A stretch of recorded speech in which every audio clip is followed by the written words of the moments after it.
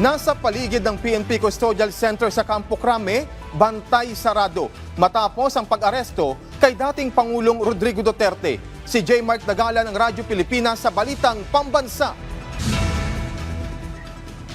Alan, bantay sarado nga ang paligid ng PNP Custodial Center sa loob ng Campo Crame ngayong araw. Ito ay dahil sa inaasahang dito dadalhin si dating Pangulong Rodrigo Duterte buhat sa Villamor Air Base sa Pasay City. Kapansin-pansin ang paghihigpit sa buong kampo ngayong araw kung saan pinupusisi ang mga sasakyang lumalabas at pumapasok dito. May mga nakaantabay ding pulis sa Transformation Oval ng kampo kung saan naman ang helipad ng kampo na siyang paglalapagan ng chopper.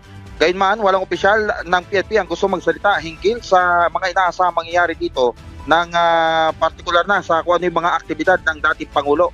Subalit batay sa nakalap na impormasyon, posibleng dito ay sagawa ang booking procedures laban sa dating Pangulo dahil sa kasong isinampa sa kanya sa International Criminal Court na. Alan, mula dito sa Campo Crame, J. Mark Dagala ng Radyo Pilipinas sa Radyo Pilipino para sa Balitang Pambansa. Maraming salamat, J. Mark Dagala ng Radyo Pilipinas.